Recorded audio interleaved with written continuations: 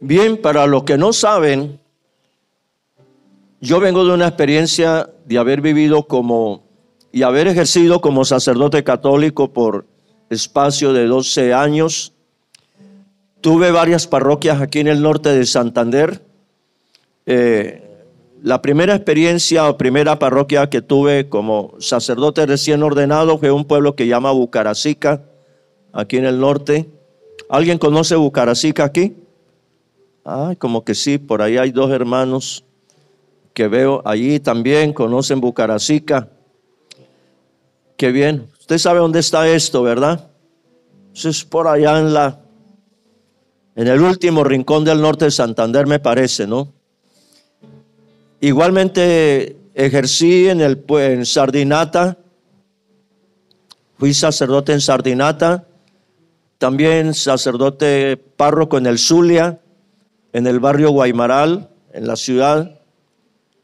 También fui profesor de un seminario a nivel internacional en Antioquia, en un pueblo que llama La Ceja, Antioquia, seminario a nivel de América Latina. Profesor allí 2 años, formador de futuros sacerdotes. Tuve en Cúcuta también el movimiento de la renovación carismática católica, de congresos en la Toto Hernández, celebraciones, etcétera.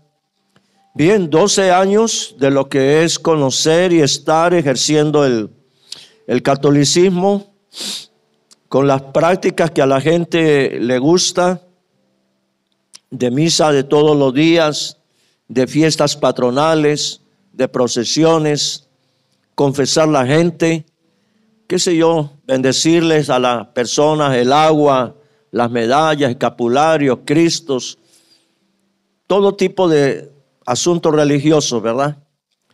Pero siempre yo he dicho, al que Dios tiene para traer a este camino, Dios lo trae. ¿Usted lo puede creer? Al que Dios lo tiene para traerle a esta experiencia con Cristo, el Señor lo hace, no importa quién sea, cuál sea su condición política, económica. Lo que es de Dios permanece, lo que es de Dios no lo arrebata el diablo, lo que es de Dios a su debido tiempo viene al Señor. Y no es porque le convencieron los evangélicos, porque siempre la gente está diciendo, le lavaron el cerebro, lo convencieron los evangélicos, ¿verdad? Siempre es lo que la gente uno le escucha decir. No me diga que a usted le lavaron el cerebro, no me diga que le convencieron los evangélicos. A mí alguien me dijo en alguna ocasión, te volviste rama seca, ¿ya? ¿Cuántas expresiones a veces la gente tiene con relación a alguien que ha venido al camino del Señor? Yo quiero mirar un texto en el Evangelio de Juan. Hágame el favor, Evangelio de Juan, capítulo 6, versículo 44. Y usted va a saber por qué está en este camino. ¿Qué dice la palabra? Lea eso. Ninguno puede venir a mí, dice el Señor. Si el Padre que me envió no le trajere, y yo le resucitaré en el día postrero, en el último día. ¿Ya? En otras palabras está diciendo Jesús, nadie me podrá conocer a mí, nadie podrá saber quién soy yo, si Dios en su misericordia no te revela a Cristo en tu vida. Entienda eso, ¿ya? Hay otro versículo paralelo allí en Juan 6, 65. Quiero que lo miremos también. Comienza diciendo, y dijo, ¿quién dijo? Jesús mismo está hablando allí. ¿Qué dijo? Por eso os he dicho que ninguno puede venir a mí si no le fuere dado, si no le fuere concedido por el Padre. En otra palabra, Jesús está diciendo, ya se los dije, vuelvo y se lo repito, entiendan de una vez por todas, que nadie puede venir a mí, que nadie podrá saber quién soy yo, que nadie me podrá conocer a mí, si eso no le es concedido ¿por quién? Por el Padre Celestial. Hay mucha gente que usted sabe que ha escuchado el Evangelio, que han estado en campañas, en cruzadas, personas que aún el Señor les ha dado milagros, les ha concedido milagros. Sin embargo, no están en el Evangelio. Usted sabe eso. Personas que han recibido misericordia y gracia de parte de Dios, y ellos lo saben, mas sin embargo, no caminan con el Señor. Así que, amados, si usted está en este camino, es por la pura misericordia de Dios. Dice Pablo, no es del que corre, ni del que puede, ni del que quiere, sino de Dios que tiene misericordia. Así que para Dios tampoco es imposible que alguien, habiendo estado en una religión, como en el caso mío, hoy me encuentre predicando el Evangelio de Jesucristo. Alguien me dijo algún día, ¿y es que usted no estudió Biblia en el tiempo de la formación? Claro que sí, se estudia mucha Biblia. Yo soy egresado de una facultad de teología de la Universidad Pontificia Bolivariana, y allí se estudia fuerte, muchos tratados de Biblia y todo esto. Pero quiero decirle algo. Si no hay una revelación del Espíritu Santo, simplemente este libro queda como un libro más, como un libro de consulta donde usted va a encontrar literatura, donde va a encontrar conceptos de historia, de geografía, aún algunos conceptos de antropología, arqueología, qué sé yo, ¿verdad? Si no hay una revelación del Espíritu Santo, simplemente esto es un libro más. De ahí que entonces se necesita que el Espíritu de Dios revele a través de la palabra. Amén. Y solo eso lo puede hacer el Espíritu Santo. De manera que hoy, al estar en este camino, no es porque a uno le gustó, no es porque quiso, no es porque le lavaron el cerebro, no es porque lo convencieron los evangélicos, sino de Dios que ha tenido misericordia. Como dice la palabra, Jesús dijo, nadie puede venir a mí si el Padre que me envió no le trae. Así que en esta mañana yo le invito a usted, disponga su corazón para recibir la palabra, para que sea el Espíritu Santo obrando a través de la misma Escritura en su corazón. Que el Espíritu Santo traiga paz, confianza, seguridad, estabilidad, firmeza y convicción a través de la palabra. Vamos a un texto de la Escritura. Yo le invito a Epístola del apóstol Pablo a los Romanos, por favor, en su Biblia. Vamos a ese texto. Epístola del apóstol Pablo a los Romanos. Vamos capítulo 1, versículo 16. Creo que usted conoce ese texto, ¿verdad? ¿Cómo dice la palabra? Romanos 1, 16. Dice, porque no me avergüenzo del Evangelio, porque es poder de Dios, ¿para qué?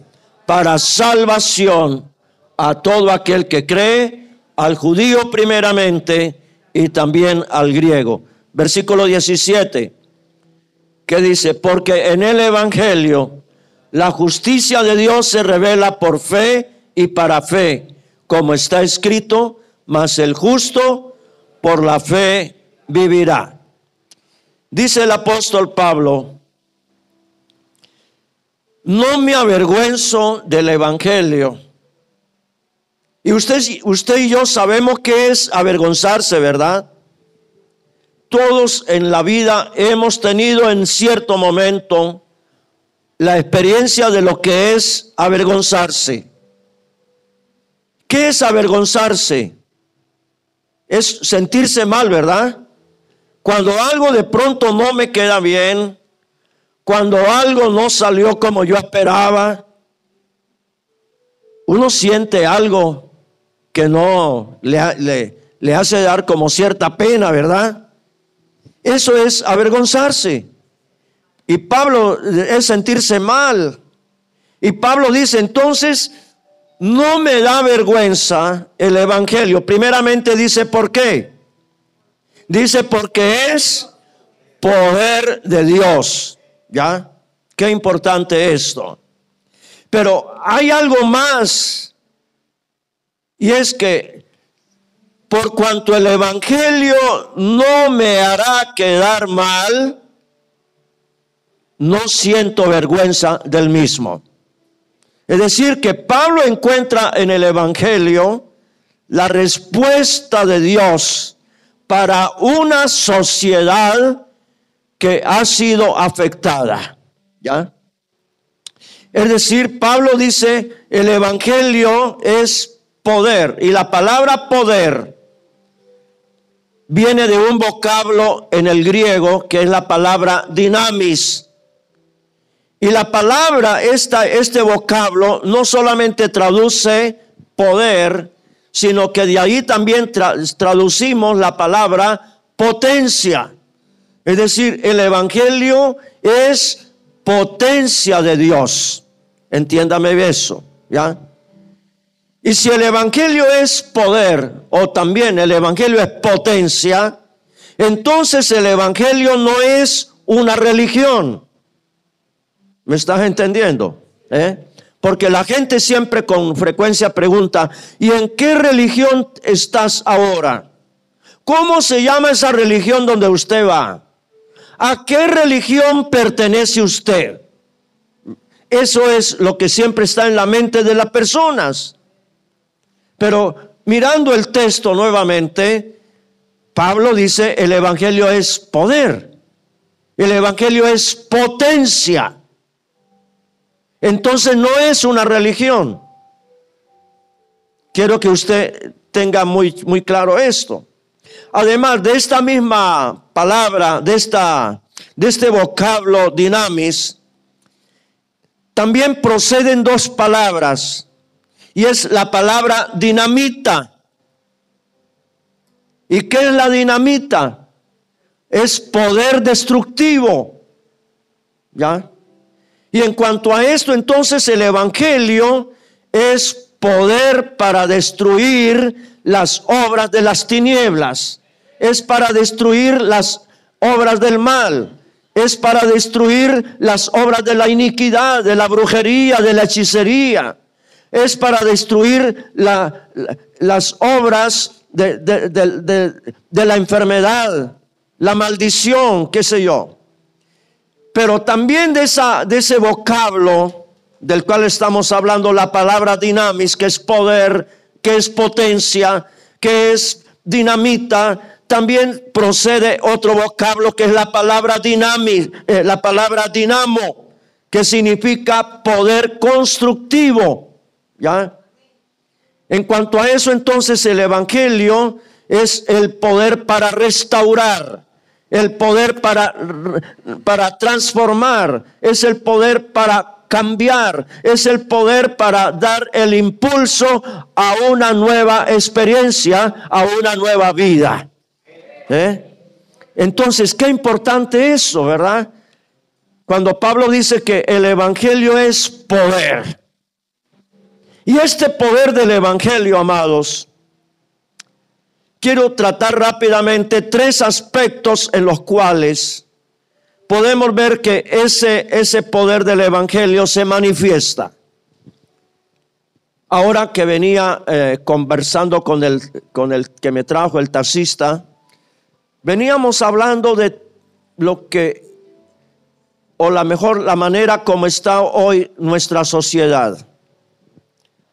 Estamos frente a una sociedad totalmente afectada en tantas áreas, en lo moral, en lo económico, la corrupción. Estamos frente a una sociedad de verdad en crisis. Cuando usted mira las noticias de todos los días, cuando lee los periódicos, cuando escucha la radio, ¿cuál es el pan nuestro de todos los días? ¿Verdad? Que es una situación prácticamente caótica. La corrupción, el secuestro, la muerte, la violencia, las violaciones, desplazamientos, cuánta cantidad de cosas. Y vemos que los gobernantes, cada quien trata de hacer un análisis del problema. Cada quien da instrucciones, da normas, se hacen tratados de paz. El politólogo, el sociólogo, cada quien presenta un diagnóstico de la problemática. Está muy bien todo eso. Pero si usted va a la palabra de Dios, nos vamos a encontrar con otro asunto mucho más profundo. Si usted me ayuda allí con Isaías capítulo 1, versículo 4 en adelante, por favor. Miremos lo que dice el profeta Isaías. Y vamos a los versículos siguientes, por favor. Dice, mire el profeta ¿qué dice de la sociedad de su tiempo? Léalo eso. Dice, oh gente oh gente pecadora, pueblo cargado de maldad, generación de malignos, hijos depravados, dejaron a Jehová, provocaron al Santo de Israel, se volvieron atrás. Siguiente, por favor. Dice, ¿por qué queréis ser castigados aún? Todavía os rebelaréis. Toda cabeza está enferma y todo corazón doliente. Siga. Desde la planta del pie hasta la cabeza no hay en él cosa sana, sino herida, hinchazón y podrida llaga. No están curadas ni vendadas ni suavizadas con aceite. Siguiente. Vuestra tierra está destruida, vuestras ciudades puestas a fuego, vuestra tierra delante de vosotros comida por extranjeros y asolada como asolamiento de extraños. Es una palabra que se dijo 750 años antes de la venida de Cristo. Y súmele a esto 2020 años más. ¿Cuánto te da esto? 2700 ¿qué? 2720 años, ¿verdad? Sí. Esto es lo que nos viene a dar, una palabra que se dijo hace tantos años. Y parece como si el profeta estuviera visualizando lo que hoy estamos viviendo. Vuélvame al versículo 4, por favor. Parece que el profeta como que se adelantó a lo que hoy vivimos. Esta es una radiografía, un diagnóstico de lo que vive nuestra nación, de lo que viven los pueblos latinoamericanos, qué sé yo, y si vamos a nivel mundial igualmente. Pero el politólogo, el sociólogo, el gobernante no da una descripción realmente cuál es el fondo del problema.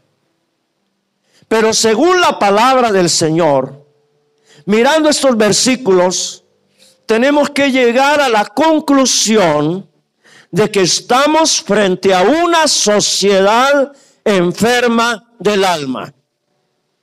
Esa es la conclusión que llegamos al mirar estos versículos. Una sociedad afectada moral y espiritualmente.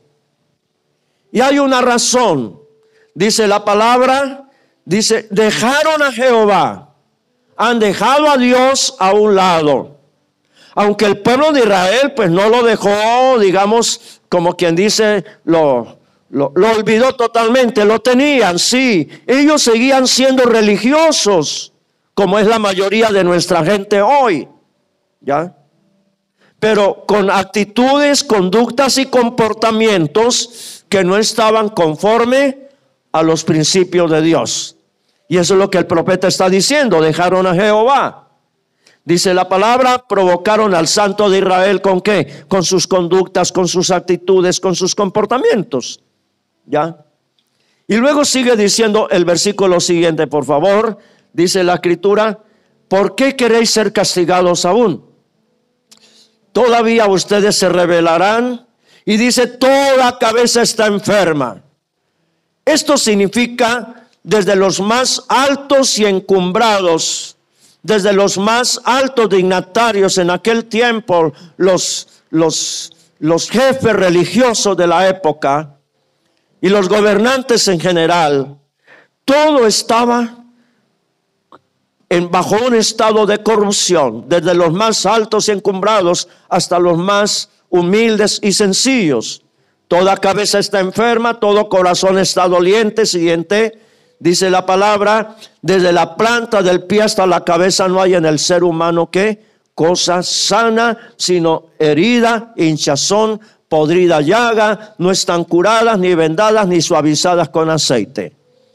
Es decir, el profeta está presentando todo un panorama de una sociedad completamente afectada. ¿Y cuál es la respuesta y cuál es la solución para todo esto?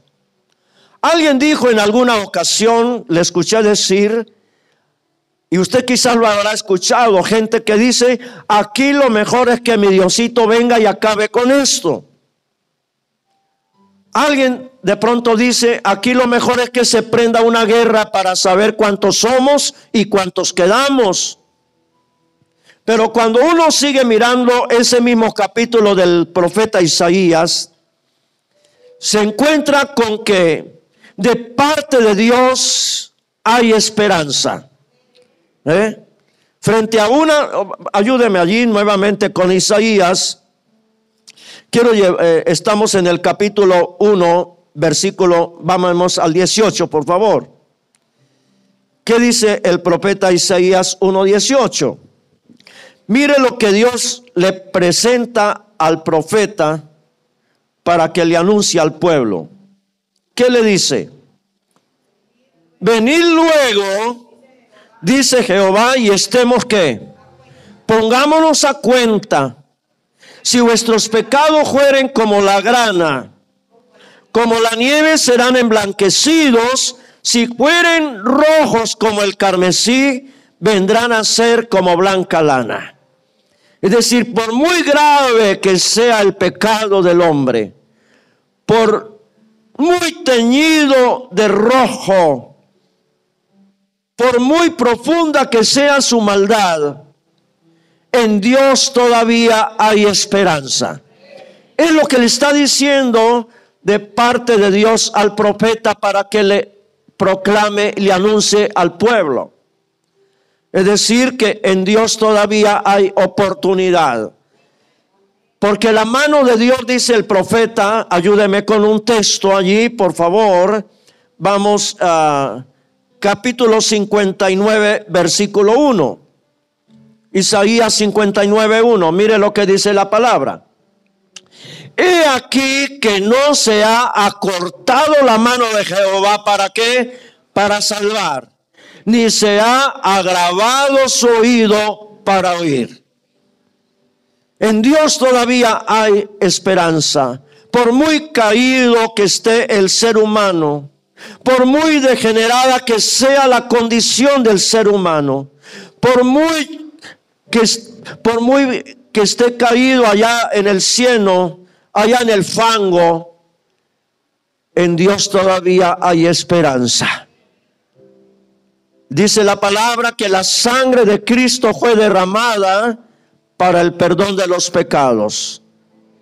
Si usted ha entendido esa palabra, cuando dice el Señor, sangre de la alianza nueva y eterna, que será derramada para el perdón de los pecados. Es el poder de la sangre de Cristo que hoy continúa teniendo poder eficaz para perdonar, para salvar, para alcanzar al perdido, cualquiera que sea su condición. Recuerdo un pueblo de los de acá del norte de Santander, donde había fiestas religiosas demasiadamente, yo diría, paganas, con aguardiente, con cerveza, con todo esto. En cierta ocasión, a uno de esos pueblos donde estuve, llegó un pastor evangélico. Habían fiestas fuertes en honor a María, la madre de Jesús. Y este pastor evangélico comienza en ese pueblo a hacer su trabajo muy humilde, muy sencillo. En aquel entonces, en ese pueblo, era costumbre que las mujeres de la zona de tolerancia, las trabajadoras sexuales, como se les conoce hoy, ellas daban un aporte muy especial para la fiesta de la Virgen, ¿ya? Y por cada hombre que ellas atendían en ese tiempo, le cobraban un impuesto, y ese impuesto era para la fiesta de la Virgen. Y en uno de los días de la fiesta había que ir a la zona de tolerancia donde trabajaban estas mujeres. Se les hacía una misa, se les daba unos escapularios y unas medallitas, y que la Virgen las bendiga, mijas, y sigan su trabajo, ¿verdad? No pasaba nada, ¿ya? Pero aquel pastor evangélico que comienza a hacer un trabajo en la zona, y del cual yo me burlaba y lo despreciaba, y a veces con mis amistades decía: este alpargatudo, chancletudo, ¿a qué viene aquí? Porque este pueblo es de la Virgen. Mire las cosas que uno habla, ¿verdad? Pues bueno, el hombre sencillo caminaba, pero de pronto llega la noticia y me dicen: padre, usted no sabe lo que ha pasado. Yo dije: no, ¿qué ha sucedido? Me dijo: pues mire, ese pastor evangélico se ganó para el evangelio a la jefe de las mujeres de la zona caliente, de las muchachas de la vida alegre. Y yo dije: pero ¿cómo así? Mire, fue a ganar la peor bandida del pueblo. ¿Qué es eso? ¿Qué locura lo que ha hecho este hombre? Y ese hombre, o este pastor, no solamente se había ganado para Cristo la jefe de ellas, sino también otras 3 mujeres. Y yo dije: pero oye, esto es una locura. Para mí era algo que no tenía sentido. Pero hoy entiendo que así sea una sola alma, para nuestro Dios es de gran precio. Y así hubiese sido por esa sola mujer o por esas mujeres, Dios hubiese enviado a su Hijo. Aleluya. Oiga, y lo que no pudo hacer la Virgencita, la cual yo promovía en medio de ellas, lo que no pudieron hacer los escapularios ni las medallas, ahora lo había hecho el poder del Evangelio. Porque el Evangelio es poder de Dios, el Evangelio es potencia de Dios, el Evangelio es dinamita, poder destructivo para las obras de las tinieblas. El Evangelio es dinamo, poder constructivo para regenerar, transformar y cambiar. Amados, qué importante es entender que frente a una sociedad enferma del alma, el único recurso es el poder del Evangelio. Amén. Es el poder del Evangelio. Cuando uno mira nuestra sociedad actual, mirando la epístola de Pablo a los romanos, en el capítulo 12, versículo 2, dice la palabra. Lea esto conmigo. No os conforméis a este siglo, sino transformaos por medio de la renovación de vuestro entendimiento, para que comprobéis cuál sea la buena voluntad de Dios, agradable y perfecta. En segundo lugar, cuando Pablo dice que el evangelio es poder de Dios, tenemos que decir que frente a una sociedad enferma de la mente, porque este versículo lo podemos aplicar perfectamente, estamos hoy frente a una sociedad enferma de la mente. Una sociedad que está conturbada. Una sociedad llena de ansiedad.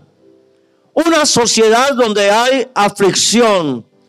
¿Qué sé yo? Una sociedad que anda como con una mente ahí totalmente desubicada. Usted sabe, hoy se le canta al adulterio, se le canta a la idolatría, se le canta a los vicios. Hay una canción por ahí que dice: todo lo que gano me lo gasto en parranda, mujeres y ron. No sé, de pronto usted habrá escuchado eso, ¿ya? Canciones como esta: me tiré el matrimonio. ¿Ha escuchado eso por ahí también? Canciones como esta: en una copa de vino me bebí, ¿qué? Tu recuerdo, tu retrato, algo de por ahí así dice. He escuchado canciones que dice: si no me querés, te corto la cara con una cuchilla de afeitar, el día de tu boda te doy puñaladas, te arranco el ombligo y mato a tu mamá, ¿verdad? Usted ha escuchado ese tipo de canciones, ¿ya? Mire, estamos frente a una sociedad completamente afectada en su mente, y por eso Pablo dice: no se conformen a este siglo, es decir, no se adapten a todo lo que el mundo, el siglo, el momento presente les está ofreciendo, sino que dice: transfórmense, renueven su entendimiento. ¿Por medio de qué? Dice: para que ustedes comprueben cuál sea la buena voluntad de Dios, agradable y perfecta. Hoy sí que verdad podemos decir, nuestra sociedad está siendo afectada. Gente que tiene que depender de la botella de aguardiente, tiene que depender de, qué sé yo, del horóscopo, que tiene que depender de cualquier cantidad de cosas para vivir el día feliz, ¿verdad? Si usted va a la epístola a los Efesios, quiero que me acompañe allí, Efesios, vamos al capítulo, epístola a los Efesios,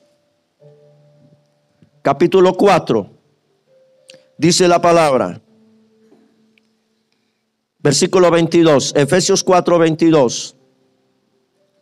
Dice: en cuanto a la pasada manera de vivir, despojaos del viejo hombre que está viciado conforme a los deseos engañosos, y renovaos en el espíritu de vuestra mente, y vestíos del nuevo hombre, creado según Dios en la justicia y santidad de la verdad.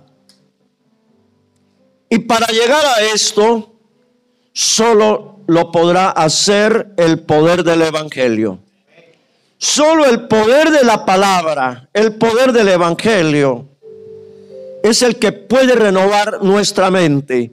Es el que puede llevarnos a la aspiración de cosas nuevas, a tener una visión de lo sobrenatural, a tener la experiencia de lo bueno, de lo agradable, de lo perfecto según Dios. No hay otra forma, solo el poder del evangelio.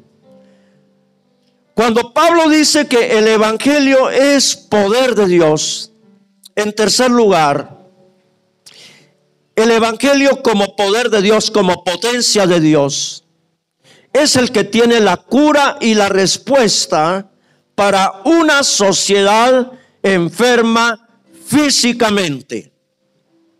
Usted y yo sabemos bien cómo cada día estamos siendo afectados por la crisis de la salud. Usted sabe bien, las noticias lo confirman. Se cierran las EPS, los hospitales a veces no tienen los suficientes ingredientes para atender pacientes. Qué sé yo, hay toda una crisis con respecto a la salud. Y muchas veces cuando hay pacientes que tienen condiciones muy graves, muy complejas, y como que están demandando mucho gasto a ese hospital o a esa EPS, terminan diciéndole a la familia: lléveselo para que muera en la casa. No hay nada que hacer. Ayúdele allá, denle el último gusto. Y la familia muchas veces acepta eso y proclaman en toda parte: no hay nada que hacer. Nos lo enviaron para la casa para que muera. Y esto es lo que la gente, la familia está soltando, ¿verdad? Pero cuando usted conoce la palabra, cuando usted conoce las promesas de la palabra, cuando usted conoce el poder del evangelio, usted tendrá que hablar lo contrario. Dice el profeta